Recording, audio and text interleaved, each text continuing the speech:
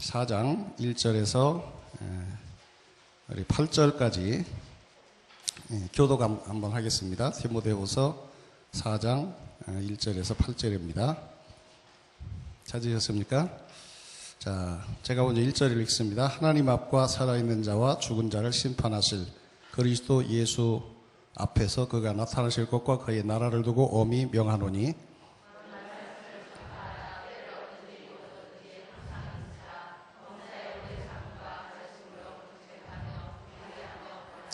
때가 이르니 사람이 바른 교훈을 받지 아니하며 귀가 가려워서 자기의 사욕을 따를 스승을 많이 두고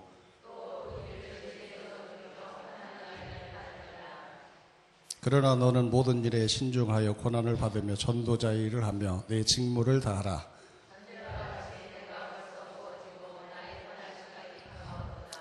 나는 선한 싸움을 싸우고 나의 달려갈 길을 마치고 믿음을 지켰으니 이제 호로는 나를 위하여 의의 면류관이 예비되었으므로 주 곧 의로우신 재판장이 그날에 내게 주실 것이며 내게만 아니라 주의 나타나심을 사모하는 모든 자에게도니라. 아멘. 오늘 이 시간에는 전도를 왜 해야 되는가, 그 전도의 이유에 대해서 말씀을 드리도록 하겠고요. 원래는 이제 그 전도자의 자세까지 함께 이제 그 강의안이 있습니다만은 그러나 이제 그 시간 관계상 전도를 왜 해야 되는가, 전도의 이유와 목적만을 말씀을 드리고 전도의 이제 뭐 실제에 대해서는 뭐 간증도 나옵니다. 또 내일 또 CCC 사역훈련원 그 사역하고 계시는 분이 오셔서 복음 전도의 실제라고 해서 또 이제 여러 좋은 강의가 있으니까 사실은 자세도 사실은 해야 돼요. 왜냐면 이건 기본적인 자세를 얘기하는 것이니까. 그러나 이번 그 커리큘럼에서는 빠졌으니까 오늘은 뭐 1시간 한 1, 20분 안에서 전도를 왜 해야 되는가에 대해서, 전도의 이유와 목적에 대해서 거기에 대해서 이제 간단히 정리를 하고 이제 넘어가도록 하겠습니다. 전도를 왜 해야 되는가에 대해서 크게 5가지 이유가 있습니다. 우선 첫째는 뭔가 하면은 전도는 하나님께 영광 돌리는 최고의 행위다. 그 다음에 두 번째는 전도는 예수님의 지상 명령이다. 그 다음에 세 번째는 전도는 성령께서 이 땅에 오신 목적이다. 그리고 네 번째는 전도는 이웃을 위한 최고의 사랑이다. 그리고 마지막으로는 전도는 내가 금생과 내세 영육 간의 복과 상급을 받는 비결이다. 이 전도와 관계되지 않은 것이 아무것도 없어요. 성부 하나님께 최고의 영광을 돌려드리는 길이고, 또 예수 그리스도의 구원을 성취해드리는 길이고, 또 성령을 따라서 사는 삶이 바로 전도의 삶이고, 또 이웃에게 가장 큰 복을 주는 것이 전도고, 또 내 자신이 가장 복받는 비결이 전도다라고 하는 그런 이제 5가지 주제를 가지고 이제 우리 함께 생각을 해보도록 하겠습니다. 제가 조금 전에 저는 이제 그 아침에 이제 그 세수하고 뭐 이렇게 하는 시간에 제 방에서 TV를 좀 틀어놓습니다. 그럼 그 시간이 딱 아침마당 하는 시간이에요.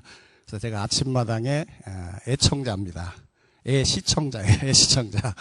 오늘 아침에는 체중 빼는 사람 있죠? 체중 빼, 뭐라고 얘기하나, 그걸. 그 사람이 나왔어요. 나와서 170kg짜리 여자분을 100kg을 빼줬다는 거, 자기가. 저 연천에 사는 그런 분인데, 자기가 돈도 안 받고, 누구다는데 내가 이름을 잊어버렸어요. 돌아서면 내가 이름을 잊어버려요. 여러분들 이름을 내가 다 아는데, 막 얘기를 하려면, 이 생각이 안 나요. 그래서 내가 옛날에 김자영 권사님 때문에 내가 진짜 미안했어요. 소개를 딱 하는데 김세라 생각이 안 나는 거예요. 앞에다 소개를 하면서 이름을 모르는 거예요. 얼마나 무안을 했는지. 그러니까 이제 여러분들 이해를 해야 돼요. 내가 잘 모른다 하는 것은 이제 이해를 해야 돼요. 그런데 참 감사한 것은 성경 말씀 안 잊어버리는 거 너무 감사해요. 이것은 일을 하라고 하나님께서 이렇게 은혜를 주시는 것 같습니다. 누구라고 하는 사람이 그 웨이트 트레이너더라고요. 이렇게 살 빼주는 사람, 운동하는 사람인데, 그 사람이 생긴 것보다 정말로 사람이 괜찮더라고요. 아주 이 생각하는 것이 정말로 건전하고.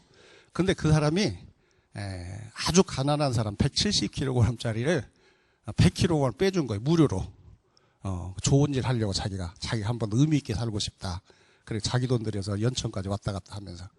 근데 이제 그분이 하는 말이 이 체중을 빼려면 안 먹어야 되잖아요. 또 운동도 해야 되잖아요. 그 얼마나 지겹고 힘듭니까? 그런데 왜 해야 되는가를 알면 한다는 거예요. 남들이 시켜서 그렇게 하면 못 한다는 거 몇 번 하다가 그냥 포기하고 마는데 왜 내가 이 몸을 빼야 되는가, 왜 살을 빼야 되는가라는 분명한 뚜렷한 이유를 알면 아무리 힘들어도 한다라고 하는 그런 말이 제가 바로 따끈따끈하게 오늘 아침에 제가 듣고 왔습니다.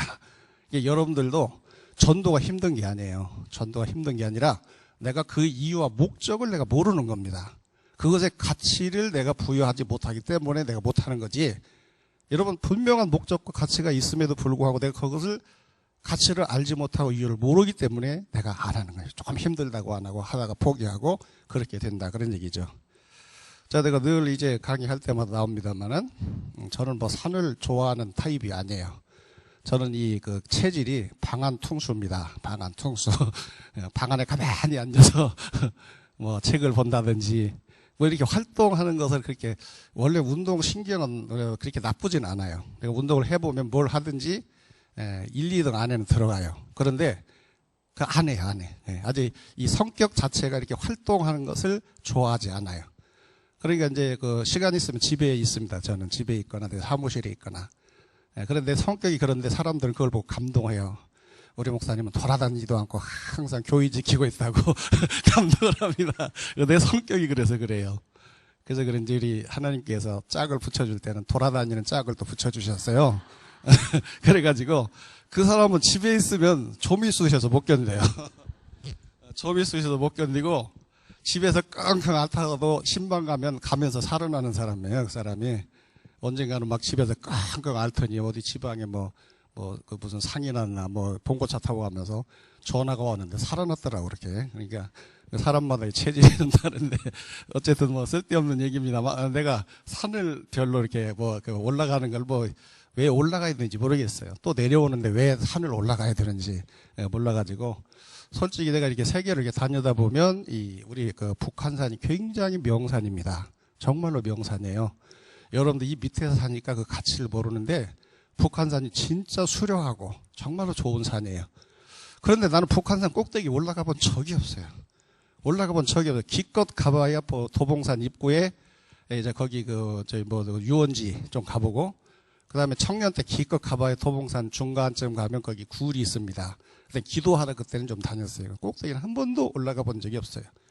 그런데 내가 유일하게 올라간 산이 있어요. 그게 신해산입니다. 근데 여러분, 북한산은 그냥 내가 맘만 먹으면 한낮에는 올라가잖아요. 근데 왜 안 올라가요?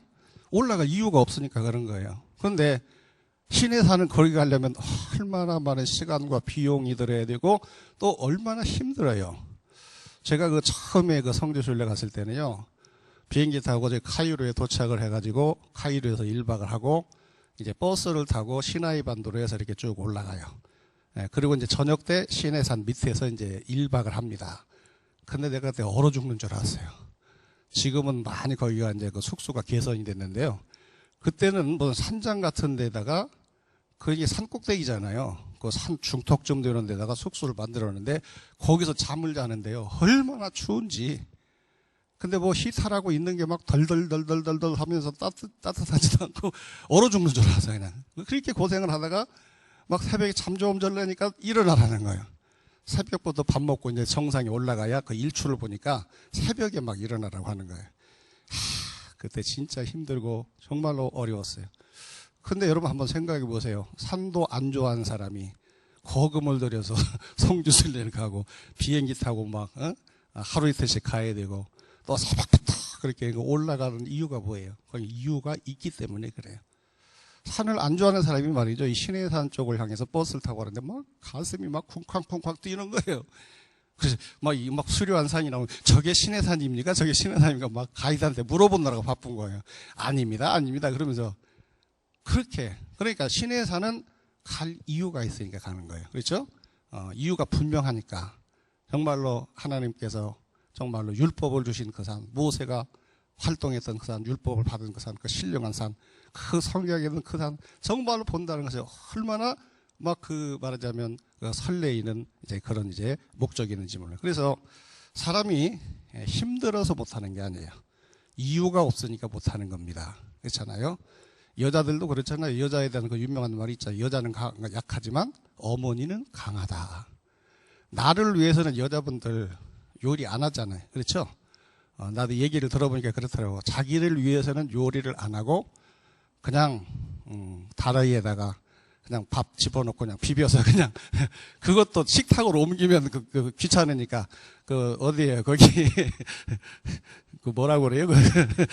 싱크대 거기 서가지고 왔다 갔다 귀찮으니까 거기서 먹고만 자기를 위해서는 그래. 그런데 자녀를 위해서는 남편을 위해서는 안 그렇잖아요. 그렇잖아요. 그러니까 무엇이든지 우리가 못하는 것이 아니라 안 하는 겁니다. 힘들어서 못하는 것이 아니라 우리가 이유를 가치를 알지 못하기 때문에 우리가 안 하는 거죠. 그러니까 우리가 전도하려면 왜 전도해야 되는가의 질문에 대한 분명한 대답이 있어야 돼요. 그 대가 네 가지가 뭐예요? 우선 첫째는 뭐라고 했죠? 전도는 하나님께 영광 돌리는 최고의 행위. 하나님께 영광 돌리는 게 많이 있죠. 많이 있는데 그 중에 가장 하나님께 영광 돌리는 최고의 행위가 전도다. 그런 얘기. 그 다음에 두 번째, 전도는 누구의 명령? 예수님의 무슨 명령? 시상명령. 시상명. 모든 명령 중에 가장 먼저 해야 될 최고의 명령. 그 다음에 세 번째는 전도는 뭐예요? 성령께서 이 땅에 오신 목적. 여러분 성령이 이 땅에 오셔가지고 뭐 꿈 보여주려고 오신 줄 아세요? 성령께서 이 땅에 오셔서 무슨 병자나 고치려고 오신 줄 아세요? 물론 오셔서 그런 것도 하지만 성령께서 절대로 양보할 수 없는 반드시 이루기 위해서 해야 될 목적은 바로 예수를 전하는 거예요. 예수를 증거하는 거. 그러니까 성령께서 이 땅에 오신 목적이 전도고 나는 성령 받은 사람이기 때문에 내가 그 성령을 따라 산다는 삶을 산다면은 전도하지 않으면 안 된다 그런 얘기예요. 그 다음에 네 번째는 뭐라고 그랬죠? 이웃을 향한 최고의 선행이에요.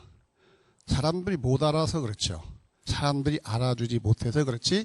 이것이 영적으로 볼 때, 신앙적으로 볼 때 이것은 우리가 이웃을 향해서 우리가 할 수 있는 최고의 선행이다. 뭐 이따 이제 얘기를 하겠습니다만은, 그러니까 모르니까 사람들이 교회를 비판하는 겁니다.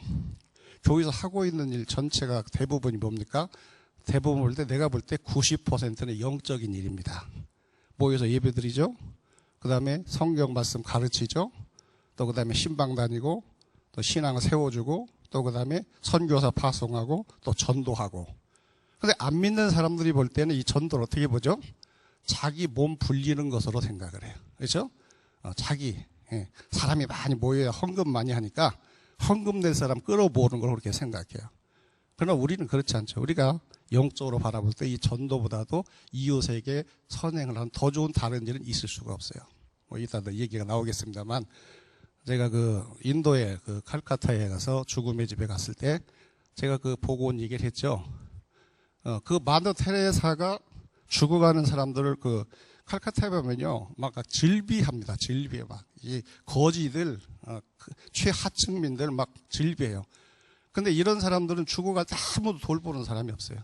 거리에서 길거리에서 그냥 죽어가거든요. 그런 사람 데려다가 이제 씻겨주고, 먹여주고, 간호해주고. 그러면서 이제 마지막 죽음을, 요즘 그런 걸 뭐라고 얘기하죠? 호스피스라고 얘기하죠? 죽음을 편안히, 품위 있게 맞이할 수 있도록 이렇게 돌보는 걸 호스피스라고 얘기하는데, 그런 역할을 하는 거예요. 근데 그때 선교사님이 그런 얘기 하더라고요. 안타깝다는 거예요. 그렇게 하면서도 전도를 안 한다는 거예요. 근데 그 사람들이 전도 안 하는 이유가 있기는 있어요. 왜냐하면 천주교 교리는 뭔가 하면 안 믿고 죽어도 연옥이라고 하는 곳에 가서 또다시 천국에 갈 수 있는 그런 기회가 있다고 생각을 해요. 안 믿고 죽어도 연옥에서 연단받아서 천국 갈 수 있고, 믿고 죽어도 어느 정도 거룩을 이루지 못하면, 이 소위 말해서 성화를 이루지 못하면 다이렉트로 올라가는 게 아니에요. 연옥이라는 곳에서 연단을 다 받고 합격해야 올라간다. 그렇게 생각하니까 아마 마더 테레사는 그런 교리를 가지고 있기 때문에 아마 전도를 안 했는지 모르겠어요. 그런데 우리 기독교 입장에서 보면 너무 안타까운 거예요. 그 죽어가는 사람, 물론 그것도 참 좋은 일이죠. 그런데 그 사람에게 복음을 전한다면 얼마나 잘 받아들이겠어요. 제가 이렇게 전도를 이렇게 쭉 하면서 여러 가지 임상 사례도 보고 저희 체험도 보면요, 병들면 잘 받아들이고, 사람이 죽어갈 때는 다 잘 받아들여요. 지난 작년에 이정근 집사님 우리 교회 간증했죠. 사실 조금 걱정했어요. 간증을 잘 하실 수 있나 걱정했는데 그래도 나름대로 다들 은혜를 많이 받은 모양이에요. 근데 그분이요, 이 건강할 때는 얼마나 마음을 닫고 사는 사람이었는지 몰라요. 그리고 아주 전통적인 유교 가정이기 때문에 제사가 신앙이에요. 제사가 신앙. 그런 사람이기 때문에 그 건강할 때는 절대로 복음을 받아들이지 않았어요. 근데 이제 그분이 이제 그 교회학교 다닐 때 어려서 주일학교를 다녔던 적이 있어요.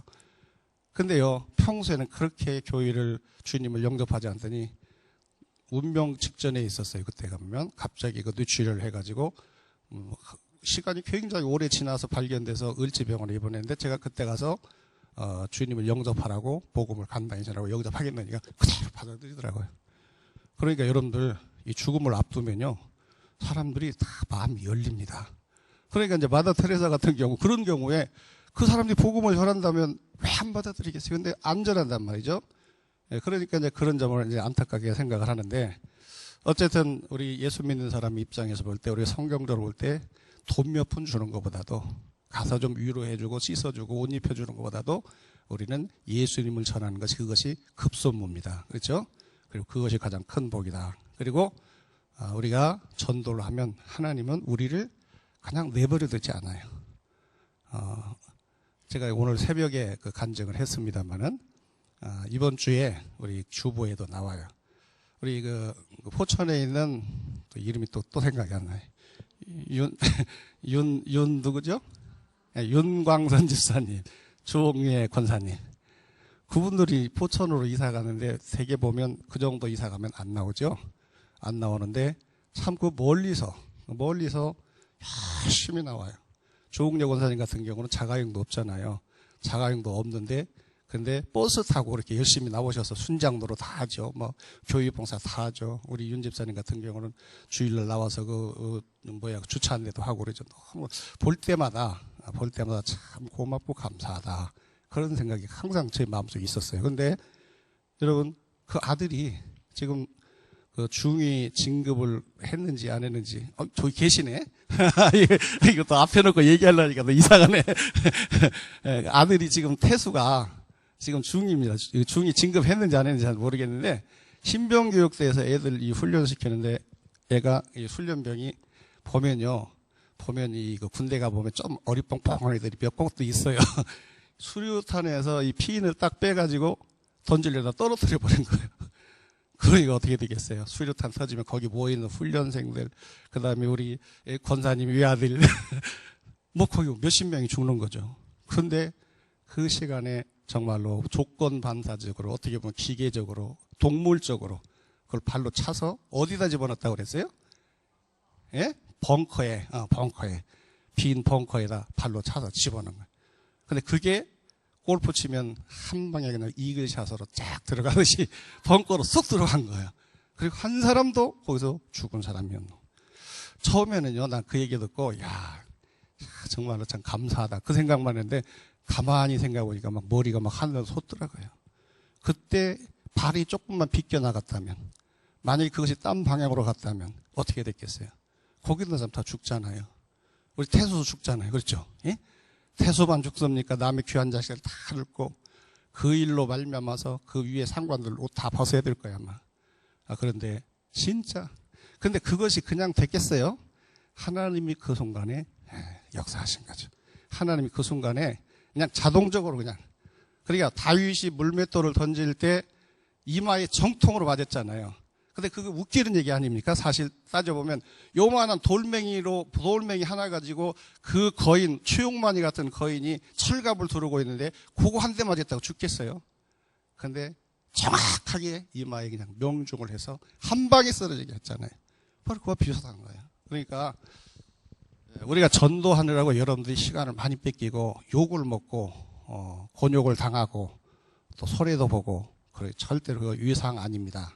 하나님께서 내가 알지 못하는 부분에서 다 보상을 해주시는데 여러분들이 흘리는 땀과 눈물보다도 몇 값을 몇십 배로 더 갚아주시는 거예요.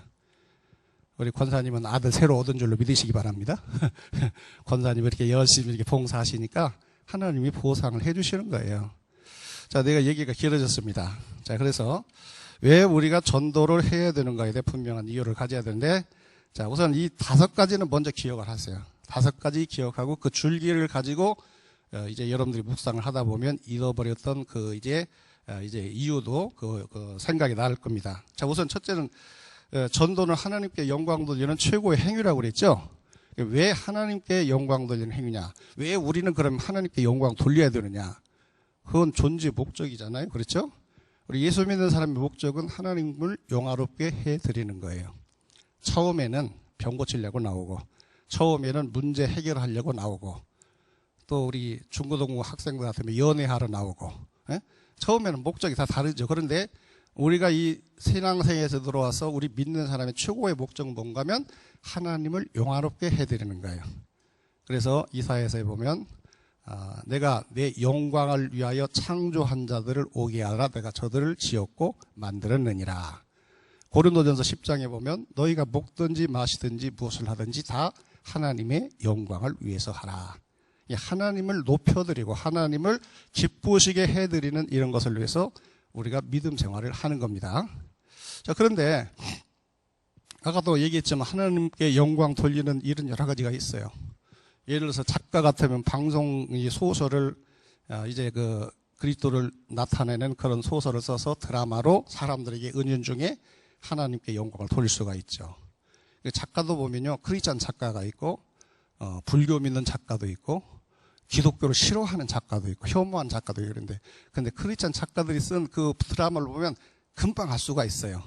그 내용 가운데 하나님, 예수님 이런 말이 많이 나오고 카메라를 딱 잡아도 꼭 십자가가 보이는 대로 딱 이렇게 보여줍니다.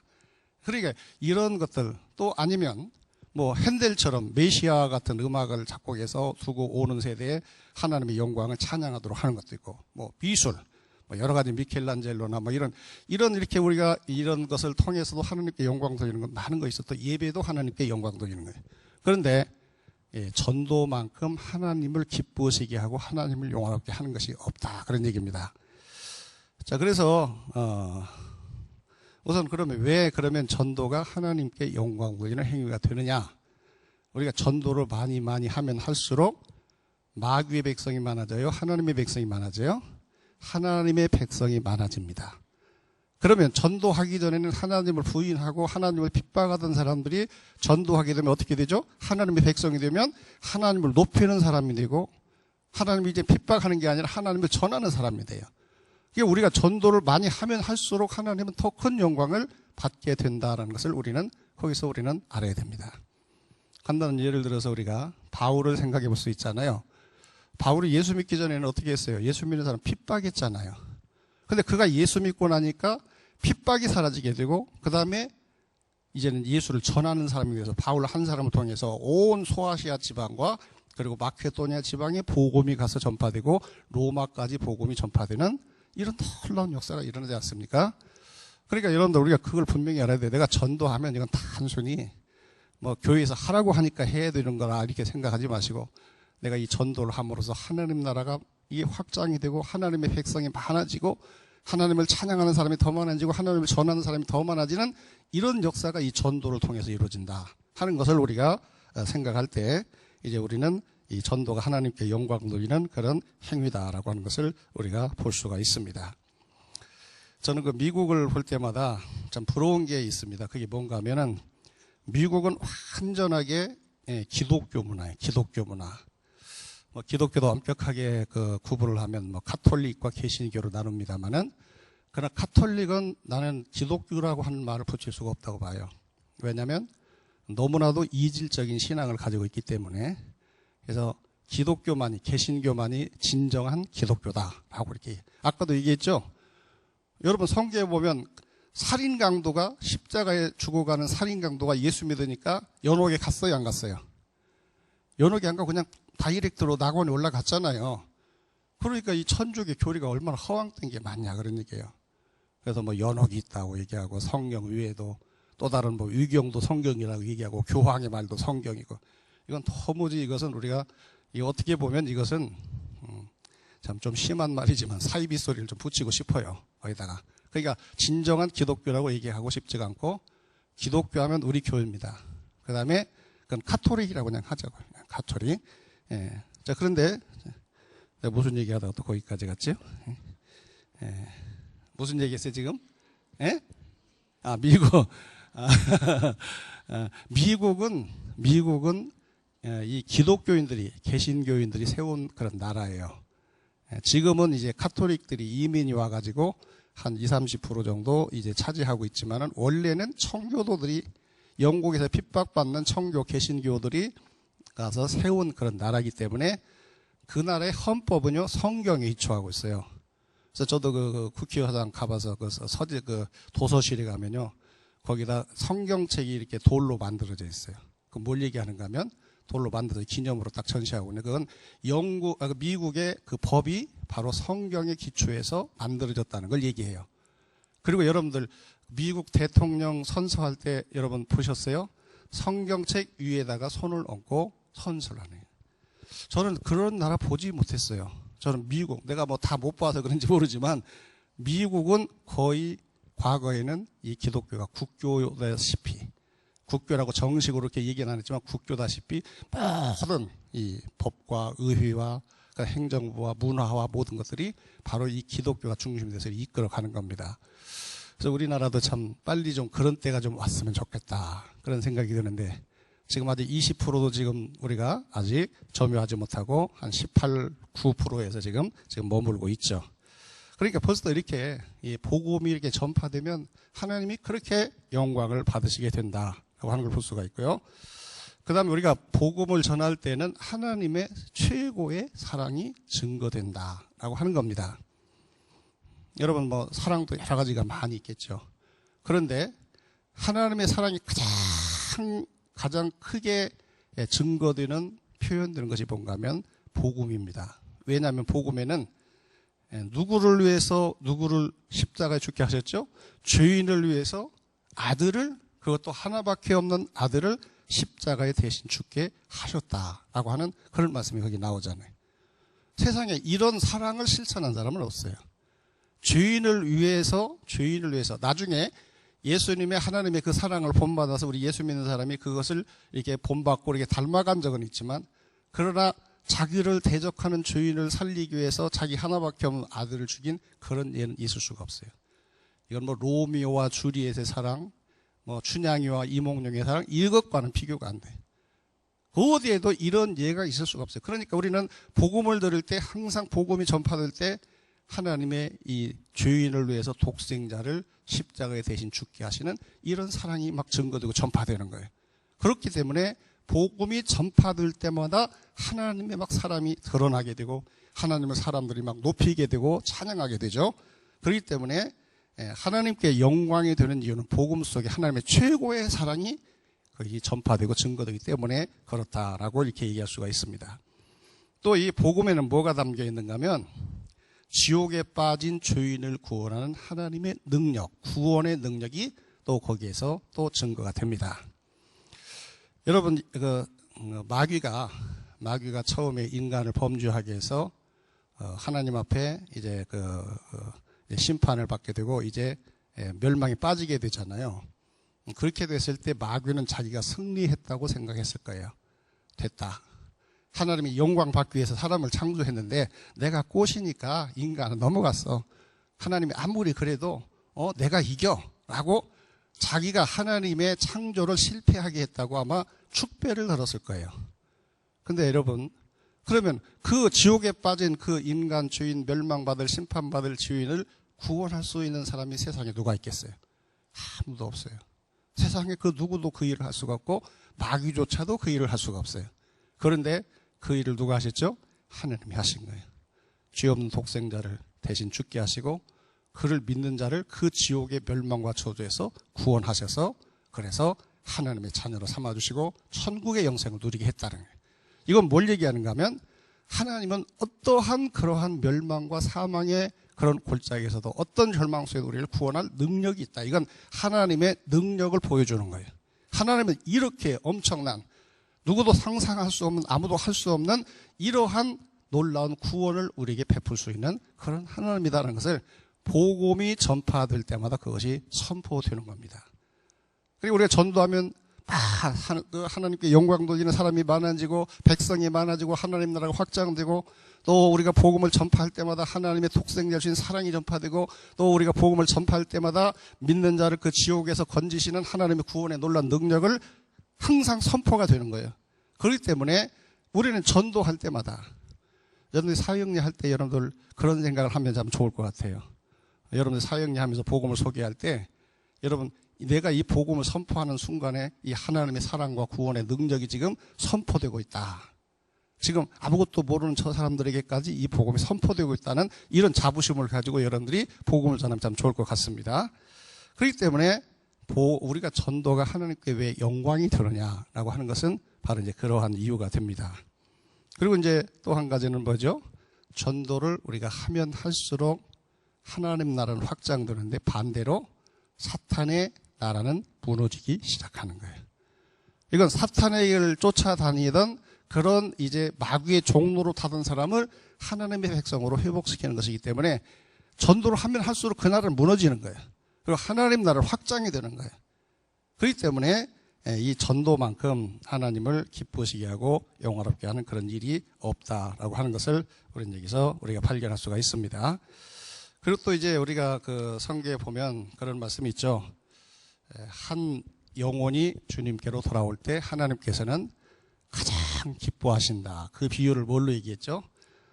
양 100마리가 있는데 99마리는 지금 우리에 안전하게 있어요. 근데 한 마리를 잃어버렸어요. 그런데 이제 99마리를 우리에 두고 이제 목자가 한 마리를 찾으러 가서 그 찾아가지고 어깨에 메고 돌아올 때 그 목자가 누리는 그 기쁨은 우리에 있는 99마리 양을 인한 기쁨보다도 잃어버린 한 양을 찾은 그 기쁨이 더 크다. 그렇게 말씀하셨어요. 여기서 양은 뭘 얘기하죠? 이건 바로 우리 인간을 얘기하는 거예요. 그러니까 여러분, 우리가 이걸 잘 알아야 돼요. 우리가 막 교회에 모여서 우리 먼저 구원받은 사람들이 막 예배드리고 찬송하고 또 여러 가지로 하나님을 막 기쁘시게 하는 그것도 하나님이 너무너무 영광 받으시지만 그러나 잃어버린 양 한 사람을 데려오는 것은 그것과 비교할 수가 없다. 그런 얘기예요. 그래서 저는 그런 생각을 갖습니다. 우리 뭐 찬양대도 하고 여러 가지 많은 봉사도 하는데 우리가 누군가를 전도하기 위해서라면 한 주 찬양대 안 해도 괜찮다는 생각이에요. 누군가를 전도하기 위해서라면 예배 좀 늦게 나오든 난 상관이 없다고 생각합니다. 왜냐하면 우리가 지금 여기에 우리가 주일날 보면 거의 이제 아이들까지 하면 한 700명이 이제 모여서 예배도 드리고 봉사도 하잖아요. 여기 모여서 이렇게 하는 것보다도 내가 가서 한 영혼을 데려오는 것을 하나님 더 기뻐하시기 때문에. 그러니까 우리가 전도를 하나님이 얼마나 기뻐하시느냐. 하나님이 너무너무 기뻐하시는 그런 행동이다. 그럼 우리는 전도야말로 하나님을 영화롭게 하는 가장 큰 행위다라고 하는 이 자부심, 이 분명한 우리가 믿음을 가져야 된다는 것을 믿으시기 바랍니다. 그 다음에 두 번째는 전도는 뭐라고 그랬죠? 누구의 명령? 예수님의 지상 명령이다. 대표적인 성경 구절이 마태복음 28장 19절 이하 20절에 있고요. 또 마가복음 16장 15절 이하 16절에 있습니다. 마태복음 19장 이제 거기에 보면 너희는 가서 모든 족속으로 제자를 삼아 아버지 아들과 성령 이름으로 세례를 주고 내가 너희 분부한 모든 걸 가르쳐 지키게 하라라고 말씀하세요. 거기에는 전도의 명령이 없는 것처럼 보여져요. 그런데 없는 게 아니라 숨겨져 있어요. 왜냐하면 이건 제자 삼으라는데 초점이 있는 게 아니에요. 제자 삼는 사역 속에는 전도가 함께 포함이 된 겁니다. 제자들에게 너희는 가서 모든 족속으로 제자를 삼아라 했을 때 그 당시 모든 족속이 예수님을 알아요, 몰라요? 그 당시는 12제자와 몇몇 무리밖에는 주님을 아는 사람이 아무도 없어요. 믿는 사람이 아무도 없었어요. 그런데 너희는 가서 모든 족속, 이방 족속에 가라는 얘기거든요. 가서 그들에게 세례를 주고 그리고 말씀을 가르쳐 지키게 하라. 그리고 제자로 만들라. 그런 말씀하셨는데 이 제자 훈련, 제자의 도 속에는 전도가 먼저 들어가는 거예요. 근데 이제 우리가 하고 있는 이 제자 훈련은 변형된 제자 훈련이다라고 하는 걸 제가 말씀을 드렸죠. 왜냐하면 안에 있는 사람도 훈련이 안 됐는데 밖에 있는 사람 언제 우선 여기부터 훈련하고 그 다음에 밖에 있는 사람 전도해서 훈련하자는 것이 소위 말해서 교회 안에서 일어나고 있는 제자 훈련의 모습입니다. 그러니까 이것은 원래 주님이 가르쳐준 그런 제자도는 아니에요. 그래서 저희가 이제 이 제자 훈련 하면서 필수 코스로 하는 게 뭔가 하면 전도 훈련을 꼭 하는 거예요. 왜냐하면 제자 훈련의 첫 번째 제자의 삶의 첫 번째는 복음 전하는 거예요. 가서 복음 전해서 내가 복음 전해서 그 다음에 내가 먼저 제자가 돼서 나가서 복음 전하죠. 그 다음에 내가 제자인 것처럼 나 같은 제자를 또 만들어요. 그리고 그 사람을 또 파송하는 거예요. 이것이 바로 제자 훈련의 원형이라고 그렇게 이해할 수가 있습니다. 자, 그러니까 이 마태복음 28장에 보면 너희는 가서 모든 족속으로 믿지 않는 자에게 가라 그런 얘기죠. 세례를 준다는 것은 안 믿는 사람을 믿게 해서 세례 주는 거잖아요. 전도해서 믿게 하고 세례 주고 그 다음에 세례 주고 그냥 버려두지 말고 어린 양으로 버려두지 말고 성장을 시켜라. 제자로 성장을 시켜라. 그래서 내가 너에게 분반 모든 것을 가르쳐 지키게 하라. 이렇게 말씀하고 있습니다. 그래서 이제 이 부분을 이제 마가는 더 정확하게 전도에 초점을 맞춰서 얘기하고 있죠. 마가복음 16장 15절 이하 16절입니다. 너희는 가서 만민에게 복음을 전파하라. 믿고 세례를 받는 자는 구원을 받을 것이고 믿지 않는 자는 정죄를 받으리라. 이렇게 말씀하고 있는 걸 봅니다. 그런데 이 말씀이 왜 주님의 최고의 명령이냐? 이건 주님께서 승천하시기 직전에 주신 그런 말씀이기 때문에 그래요. 마지막에 주신 말씀. 그래서 이 말씀을 유언적 명령이라고도 얘기하고 있죠. 그러니까 예수님께서 마지막 하신 말씀 보면 마태복음 28장 19절 20절 그 다음에 누가복음 16장 15절 16절 그리고 사도행전에 보면 어디 나오죠? 1장 8절에 나와요. 너희가 성령을 받으면 너희가 땅끝까지 이르러 내 증인이 될 것이다. 이 전도의 명령을 하시면서 또 성령이 너희를 주장하시고 인도하실 것이다 하는 말씀이 이제 복음서에서 사도행전에서 각기 나눠져서 기록된 것을 우리가 보게 되죠. 자, 그러면 왜 주님은 이 명령을 가장 중요한 시간에 여러분 유언이라는 건요 다른 건 못해도 이건 꼭 해라라고 하는 것을 주는 거예요. 그렇죠? 다른 건 괜찮아. 그러나 이것만은 잊지 말고 이건 반드시 해라 할 때 유언으로 남기는 거 아닙니까? 그러면 왜 주님께서는 이 전도를 지상명령으로 주셨겠느냐? 우선 첫째 그 이유가 뭔가 하면은 전도는 예수님의 구원 사역을 완성시키는 일이기 때문에 그래요. 여러분 우리가 구원받으려면 죄인이 구원받으려면 어떻게 해야 되죠? 어떻게 해야 되고 누구를 믿어야 되죠? 예수를 믿어야 돼요. 그런데 여러분 복음이 전파되지 않으면 예수를 믿을 수가 있어요 없어요? 믿을 수가 없어요. 그럼 구원받을 수 있어요 없어요? 없어요. 그러니까 하나님께서 독생자를 세상에 보내셨고 예수님께서 십자가에 죽으시고 부활까지 다 하시고 승천까지 하셨지만 안 믿으면 아무 소용이 없는 거예요. 안 믿으면 하나님이 독생자 죽인 것도 아무 소용이 없는 것이고 예수님이 십자가에 죽으신 것도 부활하신 것도 아무런 효력이 없는 거예요. 그러니까 결정적으로 예수님의 구원을 완성하는 게 뭐냐? 결정적으로 완성하는 게 뭐냐면 바로 전도에 있다 그런 얘기예요. 그래서 너희는 반드시 복음을 전하는 사람이 되어라 라고 이렇게 말씀하고 있는 것입니다. 그리고 또 이제 우리가 전도가 없으면 믿음을 가질 수가 없다라고 하는 것이죠. 전도는 뭐예요? 예수님의 구원을 완성하는 일이에요. 완성하는 일. 그래서 바울은 그런 고백을 합니다. 내가 그리스도의 남은 고난을 내 육체에 채우노라. 주님이 십자가에 죽으시는 고난과 또 여러 가지 많은 복음을 구원을 위한 고난을 당하시는데 그것으로 완성된 것이 아니다. 그러니 전도의 고난이 또 있는데 그 전도의 남은 고난을 이제 우리에게 남겨두시고 올라가셨기 때문에 그 고난을 내 육체에 채운다 그런 말입니다.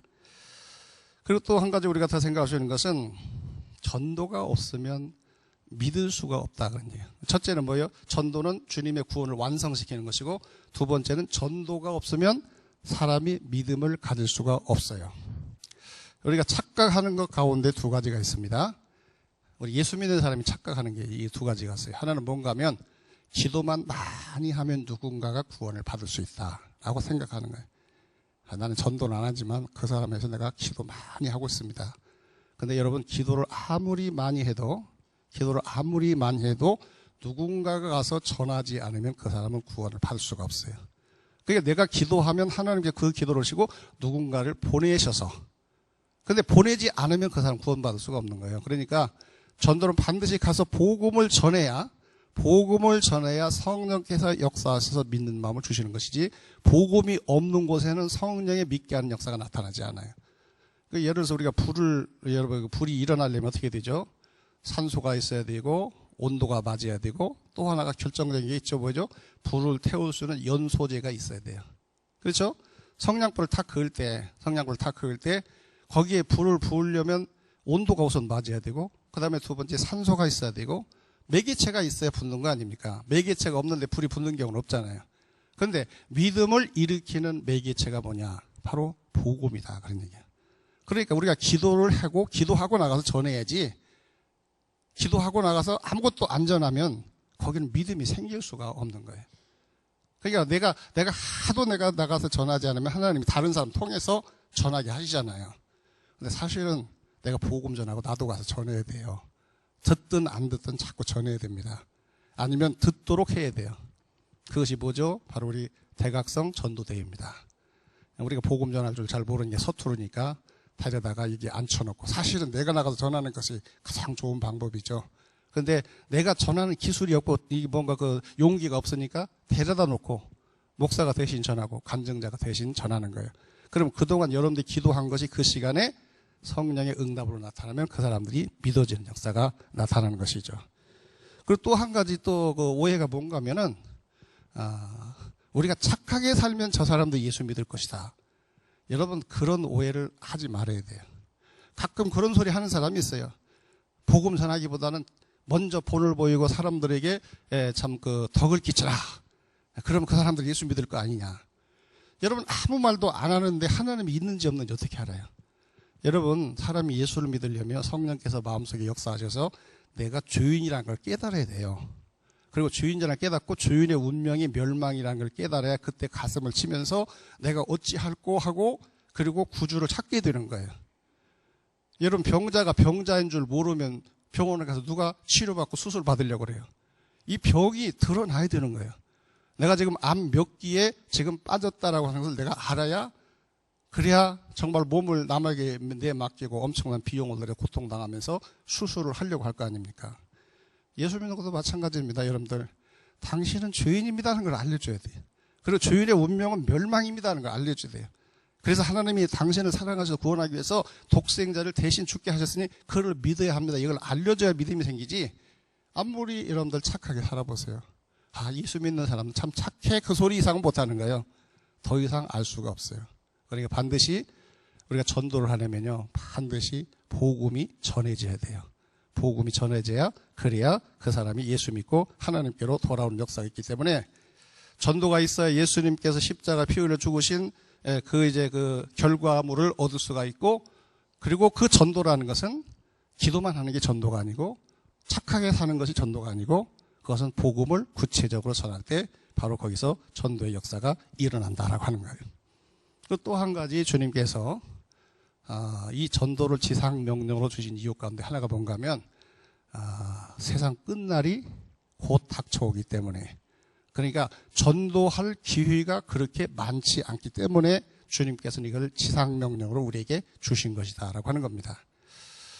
예수님께서 여러분들 그 제자들이 말씀하실 때 이 지상 명령을 주시잖아요. 너희는 가서 모든 족속으로 제자를 삼아 아버지 아들과 성령으로 세례를 주고 내가 너에게 분부한 모든 걸 지켜 가르쳐 지키게 할자다. 그 다음에 뭐라고 말씀하죠?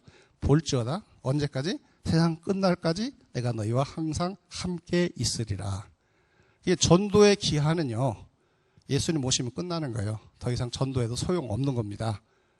세상 끝날, 주님이 오실 그 세상 끝날이 얼마 남지 않았다 그러니, 이건 그렇게 시간이 많지 않다 그러니, 기회가 그렇게 많지 않다 그러니, 그러니까 그 시간 얼마 남지 않은 그 단축한 시간에 너희가 정말로 긴장을 하고 너희들이 더욱더 힘을 써서 복음을 전해야 된다. 이거부터 해야 된다.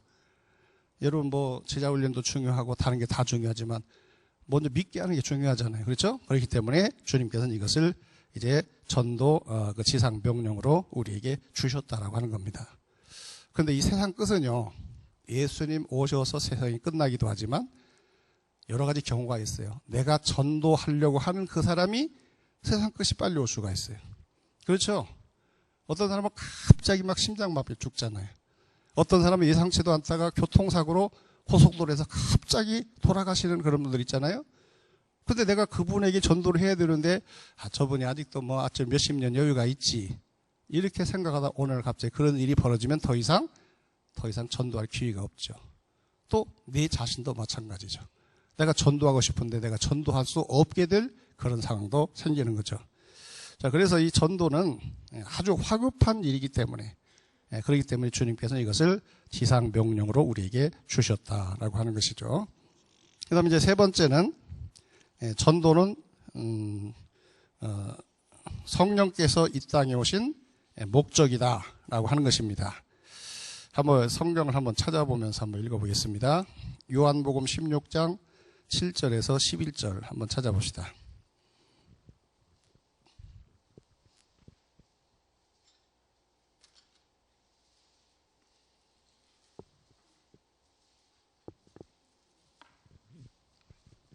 찾으셨으면 우리 다 같이 한번 읽어보겠습니다. 자, 시작. 아직 안 찾으셨어요? 자, 요한복음 16장 7절에서 11절. 시작.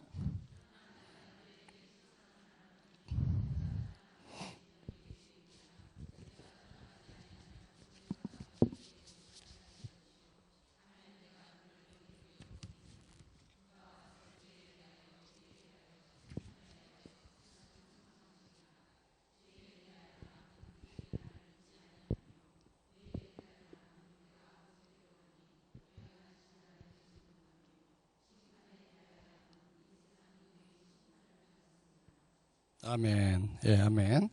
한 군데만 더 찾아봅시다. 사도행전 1장 8절. 뭐, 그건 안 찾아도 되죠? 제자훈련하고 전도대원 정도는 그냥 위에죠. 자, 오직 성령이 시작.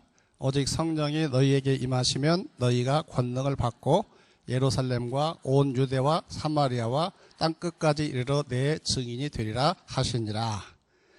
여러분, 예수님께서 성령님을 이제 보내주시겠다고 제자들에게 약속하실 때 가장 첫 번째 하신 말씀이 왜 성령께서 이 땅에 오시느냐?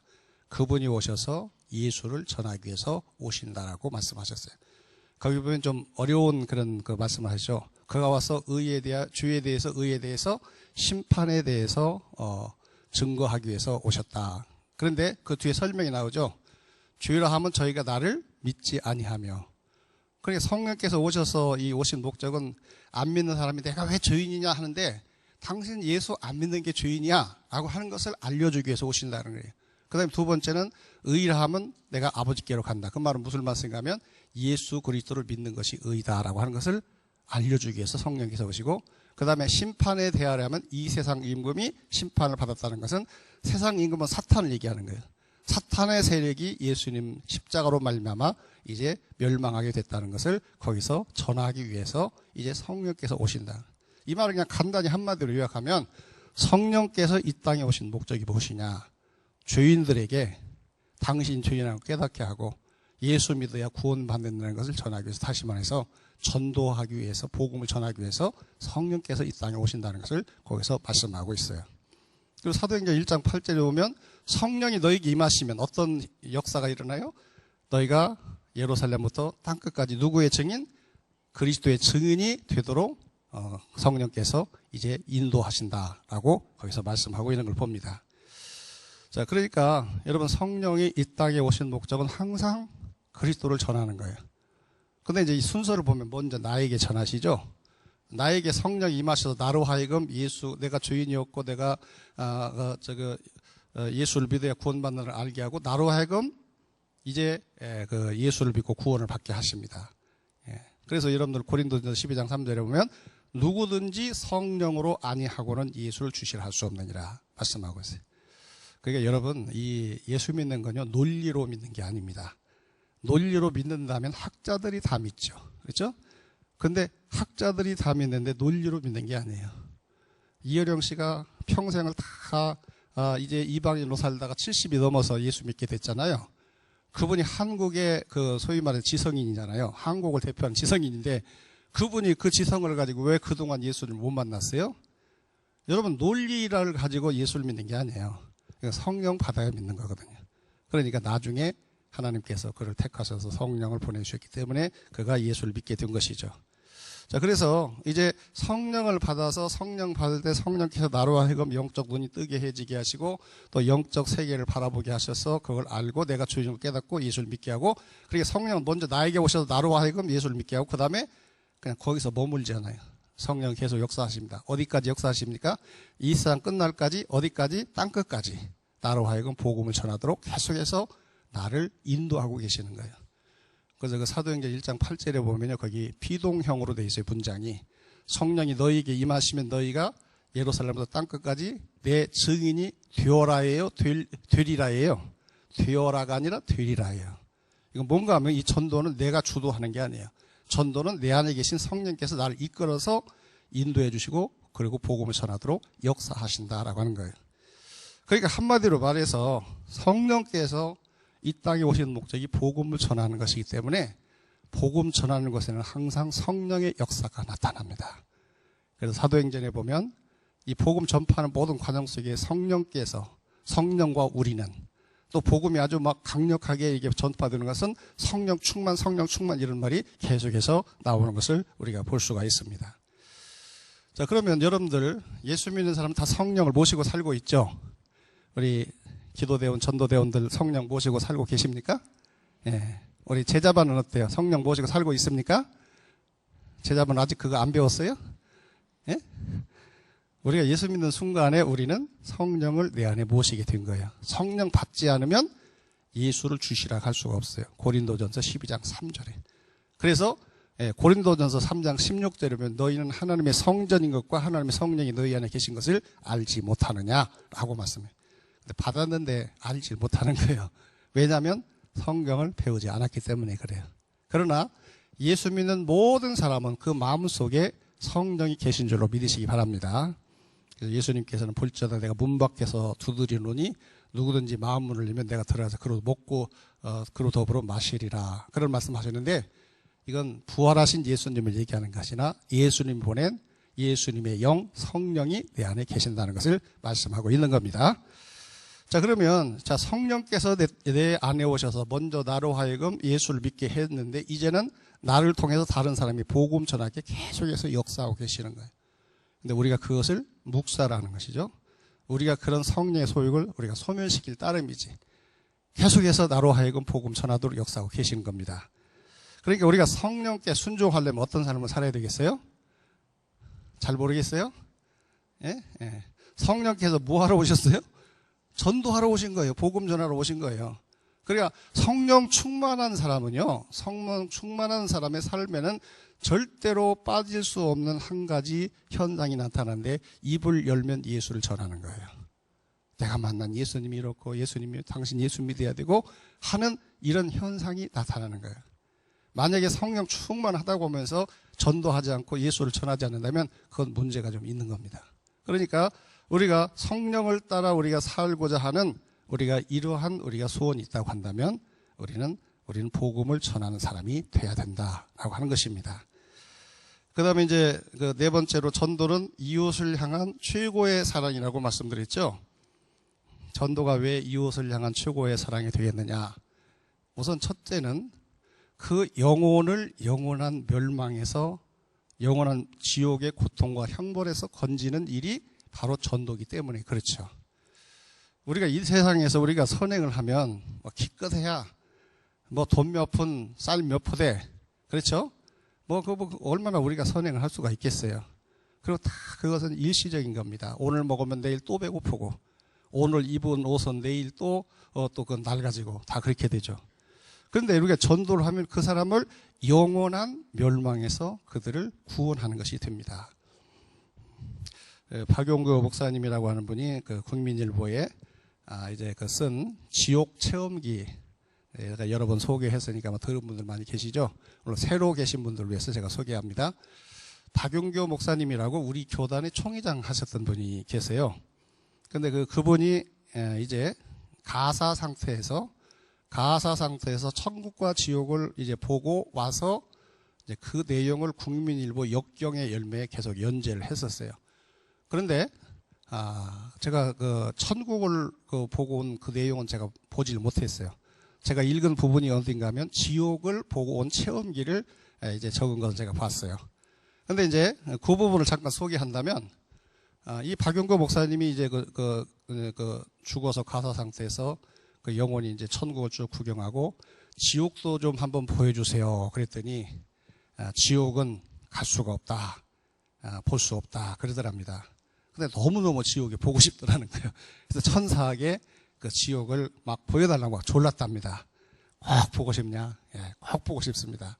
그러면 다 보면 너 너무너무 무서우니까 내가 일부만 보여주마. 그러면서 천국에서 어딜 가더니 큰 뚜껑을 하나 이렇게 열더랍니다. 뚜껑을 하나 여니까 그 맨홀 뚜껑 같은 거 엄청나게 이제 큰 건데 그걸 열고 보니까 그 밑에 지옥이 약간 이렇게 보이더라는 거예요. 지옥이 약간 보이는데 거기서 세 가지 지옥을 자기가 봤다고 그래요. 그것이 전부는 아닌데 세 가지 지옥을 봤는데 우선 첫 번째 보니까 성경 말씀에 있는 그대로 막 유황불이 펄펄 타오르고 펄펄 타오르는 속에서 막 사람들이 막 고통스러워서 막 펄펄 뛰는 성경에 보면 막 소금 튀듯 하리라 그런 말씀 있죠. 여러분들 그 주부니까 그런 여러분 후라이팬 잔뜩 달궈지고 거기다 소금 뿌리면 어떻게 되죠?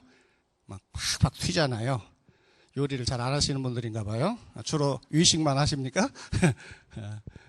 그 후라이팬이 뜨거운데 거기다 소금 치면 막 튀잖아요. 그와 같이 그 불 속에서 막 고통스러워서 막 절규하면서 막 뛰는 그런 모습이 보이더랍니다. 그 다음에는 뭘 받는가 하면은 형틀. 그러니까 여러분도 쉽게 얘기하면 옛날 안기부 남영동 생각하면 돼요. 근데 그거보다 더 악랄한 게 옛날 일제시대의 순사들이 독립군을 고문한 겁니다. 근데 이제 그 잔재가 거기서 배운 그 못된 기술을 우리 한국에서 그것을 나중에 뭐 보안 부대나 아니면 안기부나 경찰서에서 그 나쁜 짓을 한 것이죠. 그리고 대개 보면 해방되고 나서 경찰 된 사람이 전부 일본 순사 출신들이에요. 왜냐하면 그 당시에 보면 이승만 정권이 인재가 없으니까 막 갖다 막 쓴 거예요. 그냥 당장 돌아가야 되니까. 근데 그런데 가면 무슨 고문이 있습니까? 뭐 말로 할 수 없는 그런 고문이 많죠.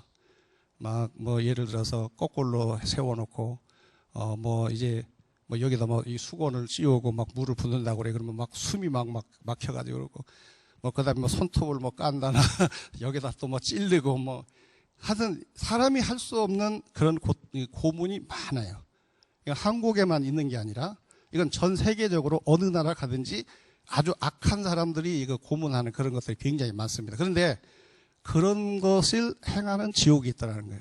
거기서 막 온갖 막 여러 가지 막 그 고통을 형틀에 매여가지고 고통을 당하는 막 이제 그런 막 이제 그 지옥을 봤다는 거예요. 그 또 한 군데 가보니까 거기는 막 온갖 해충과 벌레들이 막 득식을 거리는데 막 그것이 막 올라가지고 막 뜯어먹고 하는 그런 이제 지옥을 봤다는 거예요. 여러분 그 이상한 해충 하나만 봐도 막 즐거움을 하잖아요. 그렇죠? 그 아프리카에 간 사람들은 선교사로 가면요. 막 거기 막 모기 한 마리가 막 이만하고 막 그 다음에 뭐 벌레들 막 이런 거 막 기겁을 하는 그런 경우가 많아요. 근데 막 거기 보면 막 온 막 사방 천지에 막 이런 여러 가지 막 독사 뭐 이런 막 해충들 이런 것들이 우글거리는데 거기서 막 그것들이 막 뜯기면 도망갈 데도 없는 거죠. 그러면서 고통당하는 그걸 봤다는 거예요. 그래서 이제 그 천사에게 물어봤다고 하잖아요. 이것은 극히 일부라는 거예요. 일부. 그러면 사람이 죄를 지으면 한 군데 가서만 예를 들어서 불구덩이면 불구덩이, 형틀의 방이면 형틀의 방, 아니면 벌레 방이면 벌레 방, 거기서 한 군데서 고통을 당합니까? 그랬더니 아니다. 그가 지은 죄에 따라서 그 모든 곳을 차례로 돌아다니면서 그 고통을 다 겪는다. 그러면서 천사가 그러더랍니다. 너 앞으로 세상에 돌아가면 다른 거 하지 말고 전도만 해라. 빨리 전도해서 한 사람이라도 여기 들어오지 못하고 천국에 갈 수 있도록 전도하라. 라고 이렇게 얘기를 하더라는 거예요. 그래서 이 목사님이 이제 거기서 깨어났어요. 이제 영혼이 다시 돌아와서 가사 상태에서 다시 회복을 했는데 그다음부터는 진짜 천국과 지옥을 보고 오니까 다른 것은 눈에 들어오지 않더라는 거예요. 옛날에는 명예도 좋아하고 돈도 좋아하고 놀기도 좋아하고 그랬는데 그런 아무 생각이 없고 믿지 않는 사람 보면 그 지옥에 들어가서 그 고통당할 그걸 바라보면 너무너무 가슴이 아파가지고 그래서 이제 그 남은 삶을 전도하는데 바쳤다라고 하는 이제 그런 글을 제가 읽어본 적이 있어요. 가끔 보면 여러분들 인터넷 들어가 봐도 알 수 있고요. 지옥에 관한 이제 그 책 같은 것도 많이 나옵니다. 뭐 내가 본 뭐 지옥 체험기 이런 거 있어요. 근데 그걸 우리가 인정하기는 어려워요. 성경에 없는 얘기가 막 굉장히 많습니다. 그런데 한 가지 공통적인 게 뭐냐? 끔찍합니다. 끔찍해요. 정말로 이런 일이 있을 수 있을까라고 하는 아주 끔찍한 얘기들이 많아요.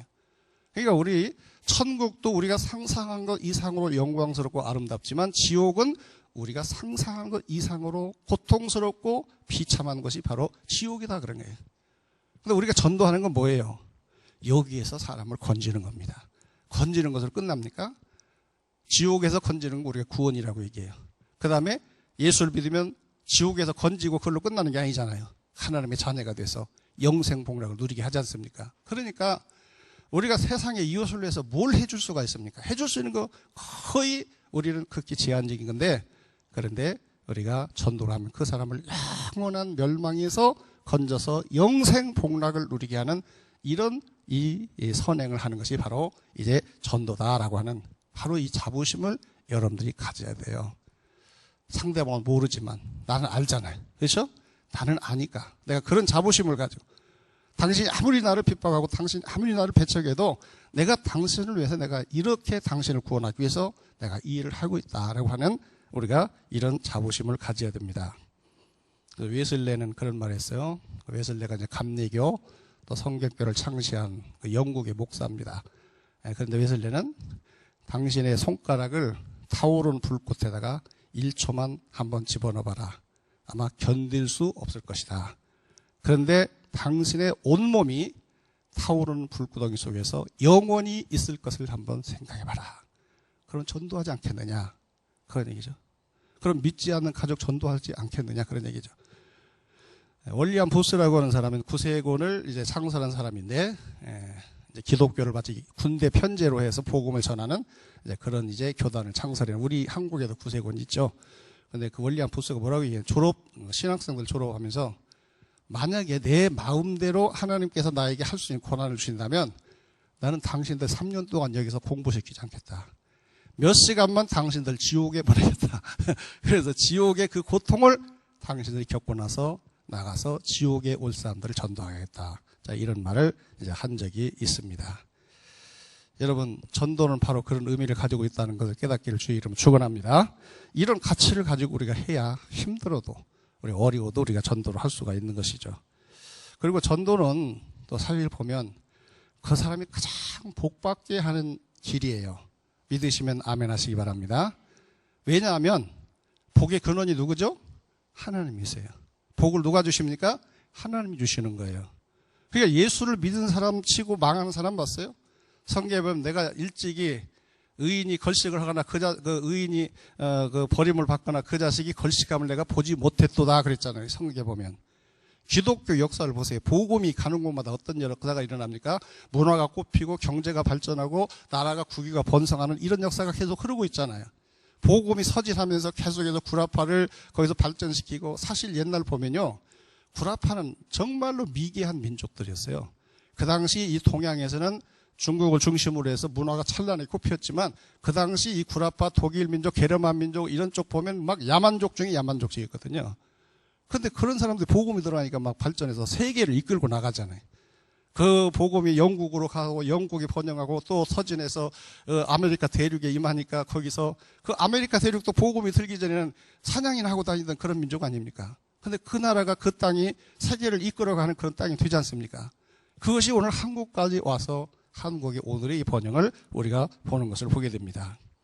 그러니까 여러분들 우리가 복음을 전하는 것은 단순히 우리가 뭐 순간적으로 어떤 문제를 해결해 주는 그런 정도가 아니라 그의 평생을 하나님께 의탁하게 하는 이런 아주 차원 높은 그런 선행이다라고 하는 바로 이제 이러한 우리가 자부심을 우리가 가져야 됩니다. 예수 믿으면 우리가 구원받죠. 또 동시에 우리가 새로운 신분을 받죠. 뭐죠? 하나님의 자녀가 되게 하세요. 그럼 하나님의 자녀가 되면 하나님이 우리를 어떻게 하시겠어요? 하나님이 세 가지 특권이 있죠. 자녀의 특권. 첫째는 뭐예요? 천국권이에요. 천국권. 자녀의 천국권은 놀라운 것입니다. 네, 그 애들 키워보니까 알겠어요. 얼토당토 않는 그런 청구를 해도 나중에는 안 들어줄 수가 없어요. 참. 저희 딸 중에는 특별히 큰 애가 좀 그런 게 있어요. 걔는요, 뭘 이렇게 갖고 싶으면 쳐다보면 뭘 달라고 그래요. 처음에는 그 말도 안 되는 소리 하지 말아라 그런데 나중에 내가 지더라고 보니까 져가지고 그 애에게 어떻게 보면 아직은 뭐 줄 때가 아닌데도 불구하고 그런 걸 달라고 하는 것을 주게 돼요. 유학도 어떻게 간 줄 아세요? 제 원래 그 개들을 향한 제 생각은 뭔가 하면 대학교 졸업시키면 나는 부모로서 할 일 다 한다 생각했었어요. 근데 오늘 갑자기 지가 이태리 가가지고 이태리에 자기 유학을 한다는 거예요. 놀러 가가지고 거기서 주저앉아버리는 거예요. 어떻게 합니까? 그래가지고 이태리 거기서 유학을 하고 마치고 온 거예요. 나 이걸로 끝났나? 그랬더니 또 미국 간다고 또. 여러분, 자녀는 청구권이 있어요. 이 자녀의 이 청구권은 부모가 들어줄 수 있으면 다 들어주는 겁니다. 그러니까 우리 하나님께 부족한 게 뭐가 있어요? 그러니까 예수만 믿으면 그 온 우주의 주인이신 부자 하나님을 모시고 그가 구해서 모든 걸 받으며 살 수가 있는 거죠. 또 자녀가 되면 보호권이 있어요. 여러분, 자녀가 물에 빠지면 어떻게 가서 부모가 뛰어들어서 건져주잖아요. 병들면 병원에 입원해서 어떻게 해서든 살려내려고 애를 쓰잖아요. 그러니까 이 보호권. 그 다음에 또 뭐가 있죠? 양육권. 우리 하나님께서 기르시고 또 그 다음에 모든 걸 공급하는 책임져 주시는 것이고, 그 다음에 마지막으로 중요한 게 뭐가 있죠? 상속권. 천국을 유업으로 받을 수 있는 이런 상속권이 있게 되는 겁니다. 근데 전에는 죄인인데 예수만 믿으면 이 모든 놀라운 축복을 그 사람이 받게 되잖아요. 이게 우리가 하는 선행은요, 물론 우리가 먹을 것도 갖다 주고 입을 것도 갖다 주지만 바로 이렇게 근본적인 선행이 바로 전도라는 그런 자부심을 우리가 가져야 됩니다. 탈무드에 그 유명한 말이 있잖아요. 배고픈 사람에게 한 끼 식사를 주는 것보다도 물고기 잡는 법을 가르쳐 주어라 그랬어요. 근본적으로 그 문제를 해결하는 그 방법이 뭐냐? 그건 바로 우리가 복음을 전해서 그가 하나님의 자녀가 되게 하는 것. 그래서 하나님을 의지해서 만복의 근원이신 하나님의 은혜를 힘입어서 일생을 살게 하면 그 일생은 정말 더 이상 얘기할 필요가 없는 것이 된다라고 하는 거죠. 그 어떤 목사님이 그런 얘기 하시더라고요. 이북에서 사찰하시던 집사님이 있었다고 그래요. 근데 그 사찰하는 집사님이 정말로 교회에 충성을 했어요. 그리고 교회당 질 때는 자기 집을 팔아가지고 교회당을 지켰대요. 그 가난한 사람이 자기 집을 팔아가지고. 그런데 그 후손이 뭐 하나같이 잘 되는 거예요. 그래가지고 옛날 정원식 총리 있죠. 정원식 총리. 그 정원식 총리가 바로 그 손자가 그렇다고 그러더라고요. 그 후손이 이름을 쭉 열고 하는데 하나도 잘못된 그런 후손이 없어요. 그러니까 우리가 예수를 믿는 곳에 하나님의 은혜와 축복이 있다라고 하는 것을 우리가 볼 수가 있지 않습니까? 그러니까 이것만큼 더 큰 선행이 없다라고 하는 이런 믿음과 우리가 자부심을 우리가 가져야 됩니다. 그 다음에 마지막으로는 전도는 자신이 금생관에서 영육간의 축복을 받는 비결이다라고 하는 것이죠. 전도를 통해서 우리가 어떤 복을 받느냐? 우선 우리 자신이 믿음이 강건해집니다. 믿음이 소위 말해서 다시 말해 한마디로 말하면 성령 충만한 우리가 믿음이 된다라고 하는 것입니다. 전도는요, 우리 그 영적인 운동이라고 얘기할 수가 있습니다. 전도는 영적, 그러니까 우리가 하나님 말씀 배우자는 먹는 거예요. 우리가 하나님 말씀 받고 우리가 마음에 새기고 하는 건 이거 먹는 건데, 여러분 그냥 먹기만 하고 움직이지 않으면 어떻게 되죠? 먹기만 하고 움직이지 않으면 그게 오히려 병이 돼요. 그러니까 제일 문제가 많은 사람이 어떤 사람인 줄 아세요? 많이 배우고 행동하지 않는 사람이 제일 문제가 많아요. 많이 배우다 보면 비판 능력은 강해져요. 그래서 비판을 많이 하는데 자기는 꼼짝도 하지 않아요. 이 사람이 누군가 하면 그 예수님 시대에 바리새인 같은 사람. 그 사람들은 성경 박사잖아요. 성경 박사인데 움직이지 않아요. 그래서 예수님이 어디 태어날 거냐니까 그냥 한숨에 그냥 당장 그 자리에 성경 찾아서 증거하잖아요. 그런데 구세주 메시아에게 갔어요, 안 갔어요? 꼼짝도 하지 않아요. 이게 많이 아는 것만 가지고는 여러분들 절대로 믿음의 능력이 나타날 수가 없습니다. 아는 만큼 행동해야 됩니다. 그 행동이 뭐죠? 그것이 영적 운동이에요. 말씀을 받는 건 먹는 것이고 그 말씀대로 순종하고 행동하는 것은 영적 운동인데, 먹는 것과 이 운동이 같이 이것이 결합이 될 때 튼튼하고 건강한 몸이 되는 거예요. 그래서 아까도 운동 체중 빼주는 사람, 스타일리스트라, 아니 뭐라고 얘기하죠? 그 사람들은? 트레이너가 하는 얘기인데, 살 빼려면 잘 먹고 또 운동을 많이 해야 된다 그러더라고요. 무조건 안 먹는 것도 좋지 않다 그런 얘기예요. 잘 먹고 운동을 하면 살도 빠지고 건강해진다 그런 얘기죠. 그러니까 우리 신앙생활도 마찬가지입니다. 아는 건 많은데 그대로 행하지 않는 사람들, 가르치기는 잘하는데 자기는 꼼짝도 하지 않는 사람들, 이건 병든 사람이에요. 병든 사람. 그런데 그러니까 거기서는 병적 증세가 막 나타납니다. 거기서 보면 판단 잘하고요. 또 그 다음에 또 여러 가지로 이제 여러 가지 그런 병적 증세가 나타나는데, 그런데 이제 우리가 말씀을 듣고 행동할 때 이제 뭐 예를 들어서 뭐 기도하라 하면 뭐 머리로만 하는 게 기도를 해봐야 되고요.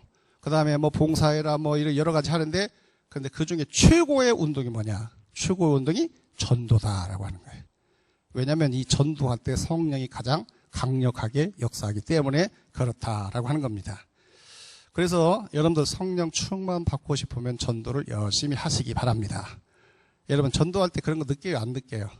전도할 때 내가 생각지 못한 말이 나오고, 내가 생각지 못한 담력이 생기고, 내가 그런 말 준비하지 않았는데 그런 말이 나가고, 전도할 때 전도하고 돌아올 때 너 오늘 완전히 너 헛짓했구나 그래요? 아니면 너 오늘 잘 살았다 그런 말이 나와요. 예? 돌아올 때는 너 오늘 참 잘했다 그런 마음이 들죠? 내 생각이 아닙니다. 성령께서 내 마음에서 나에게 주시는 그런 위로와 기쁨인 거예요. 그러니까 전도하는 것에는 항상 성령 충만이 나타나야 돼요. 여러분 뭐 성령 충만이 뭐 누구를 보면 뭐 저 사람 저 속에 뭐가 들어있고 그런 거, 그게 성령 충만이 아니에요. 성령 충만은 여러 가지 현상으로 이 사람이 이렇게 나타나고 저 사람이 저렇게 나는데, 성령 충만은 그 사람의 삶 속에서 성품과 그 행동에서 나타나게 되어 있는 겁니다. 그러니까 꼭 요란해야만 성령 충만이 아닙니다. 그 성령에 대해서 성경이 말씀하고 있는 거 보면 막 불로 역사하고 막 바람으로 역사하고 그런 것도 있잖아요. 그런데 어떤 때문에 기름같이, 이슬비와 같이 그렇게 역사하는 것도 있어요. 조용하면 성령 충만 안 받은 줄 알아요. 요란하다고 성령 충만 받은 게 아니에요. 조용해도 성령 충만이 그 인격과 성품과 삶 속에서 그 묻어난, 그 보면 마치 예수님 보는 듯한 그런 사람 있죠? 그런 사람이 바로 성령 충만한 사람이죠. 그러니까 우리가 전도할 때는요, 성령 충만해지고 자기의 믿음이 강건해지는, 마치 운동하면 강해지듯이 강건해지는, 영적 체질이 강건해지는 그런 축복을 우리가 받게 되고, 그 다음에 전도를 하면 우리가 누리는 신령한 기쁨. 이건 술 먹어서 누리는 기쁨이 아니고, 관광 가서 누리는 기쁨이 아니고, 우리가 눈으로 보고 귀로 듣고 입으로 먹고 하는 그런 기쁨이 아닙니다. 이건 육체적 감각에서 오는 기쁨은 아니라 신령한 기쁨, 내 영혼이 기뻐하는 그런 기쁨이에요. 플라톤은 참 그 의미 있는 말을 했어요. 쾌락이라고 하는 것은 고립된 감각에서만 오는 것이 아니라 그의 전 인격을 통해서 오는 것이다 그랬어요. 그러므로 선한 사람은 선한 쾌락을 누리지만 악한 사람은 악한 쾌락을 누린다라고 하는 그런 말을 했어요. 이 말은 그 사람이 뭐 예수를 믿지 않는 사람인데도 불구하고 이런 말을 했다면 그걸 우리가 적용을 할 수 있잖아요. 쾌락이 육체적 쾌락만 있는 게 아니에요. 영적 쾌락이 있는 줄로 믿으시기 바랍니다. 그리고 이 영적 쾌락은 육체에서 오는 쾌락과는 비교가 안 되는 거예요. 솔직히 말해서 육체적 쾌락은요, 시간이 지남에 따라서 별로예요. 아무리 맛있는 거 여러분 먹어보세요. 처음에는 세상에 이렇게 맛있는 음식이 있나? 이틀만 계속 내보세요. 이틀만 계속 먹어보세요. 나중엔 지긋지긋하죠. 육체적 쾌락과 비교할 수는 신령한 기쁨이 있는데 그게 전도할 때 오는 기쁨이다라고 하는 거죠. 어디서 우리가 그걸 찾아볼 수가 있어요? 예수님께서 그 요한복음 4장이면 수가성에서 그 수가성 여인을 전도했잖아요. 수가성 여인을 전도했는데 그때 예수님이 배가 몹시 고프실 때예요. 여러분 그냥 가만히 있어도 때가 되면 배고픈데 예수님이 그 오전 중에 내내 걸어오셨어요. 제가 이제 운동을 이제 가끔 이제 밖에 나가서 못하니까 집에다가 걸어 다니는 거 놓고 이제 집에 가서 이제 가끔 그 운동을 합니다. 그래서 뭐 1시간에서 한 2시간까지 이렇게 하면 그러면요 배가 더부룩하다가도 그거 딱 끝나고 나면 밥 먹고 싶어져요. 배가 고파져요. 배가 꺼지는 거예요. 그렇죠? 예수님은 한나절 동안 걸어오셨어요. 때가 됐는데 한나절 동안 걸었어요. 얼마나 배가 고프셨겠어요? 그런데 제자들이 먹을 것을 가지고 오니까 나는 밥 생각 없다. 나는 내가 따로 먹는 음식이 있느니라. 제자들이 이해를 못하고 누가 잡술 것을 갖다 드렸나 그랬는데 그때 주님이 만족해하는 것은 뭐예요? 이 육신의 배고픔까지도 잊어버릴 만큼 기뻐한 그게 뭐죠? 한 영혼을 구원했을 때 오는 그 기쁨이 거기 있었던 것을 우리가 보게 됩니다. 그래서 뭐 스펄전은 그런 유명한 말을 했죠. 나는 만약 할 수만 있다면 나는 사람을 전도해서 그 영혼을 얻을 때 얻는 그 기쁨을 항상 평생 동안 누리고 싶다. 이건 난상 끝에 첫 아이를 낳은 어머니 기쁨보다 더 크고 온갖 어려운 전투 속에서 승리하고 개선하는 그 장군이 누리는 기쁨보다 더 크다라고 하는 그런 말을 하는 것을 보게 됩니다. 그러니까 우리가 전도를 열심히 하면 내 믿음이 강건해지고 그 다음에 성령 충만해지고 또 내 영혼이 기쁘고 정말로 감사하고 막 기쁨이 넘치고 그리고 더 나아가서는 이제 하나님의 영역 간에 축복이 임하게 된다라고 하는 거예요. 여기에 대해서도 설명할 필요가 없겠죠. 자, 이 세상에서도 하나님은 보상해 주십니다. 믿으시면 아멘 하시기 바랍니다. 내가 의인이 버림을 받거나 그 자손이 걸식함을 내가 본 적이 없다. 성경을 보세요.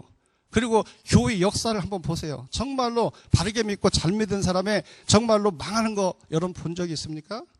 제대로 살고 정말로 믿음으로 살면 반드시 당대에도 복을 받지만 그 후손까지도 복을 받는 그런 역사를 우리가 보게 됩니다. 그리고 무엇보다도 오늘 바울이 고백한 것처럼 영원한 하늘에 상급이 있다라고 하는 것을 꼭 여러분들 기억하시기 바랍니다.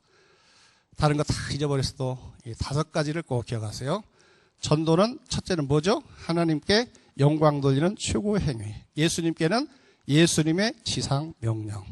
성령께는 성령이 이 땅에 오신 목적. 이웃에게는 이웃을 향한 최고의 선행. 나 자신에게는 금생과 내생의 영육간의 복을 받는 비결이다 라고 하는 것을 여러분들 꼭 기억하시고 전도자로서 기회가 주어지고 부름받은 것을 자부심을 가지고 여러분 열심히 전도해서 하나님께 영광 돌리고 주님의 구원을 완성시키고 성령께 붙잡힌 바다 사용되어지고 여러분들의 삶 속에 영육간의 큰 축복을 받고 이웃에게 많은 그런 선행을 하는 여러분들 되기를 주의 이름으로 축원합니다. 기도하겠습니다. 사랑의 주님, 은혜와 사랑을 감사합니다. 저희들에게 전도의 중요성을 깨닫게 해주시니 감사합니다. 오늘 많은 교회들이 전도의 이유를 알지 못하고 있고 수많은 주의 종들까지도 알지 못하고 있고 많은 그런 성도들이 전도의 이유를 알지 못하고 있는 가운데 저희들에게 전도할 그 이유와 목적을 깨닫게 해주시니 감사를 드리옵나이다. 이 5가지 목적을 항상 마음에 새기게 도와주시고 이 이유를 위해서 몸을 들여 복음을 전하는 저희들의 삶이 되게 하여 주시옵소서. 예수님의 이름으로 감사하며 기도하옵나이다. 아멘.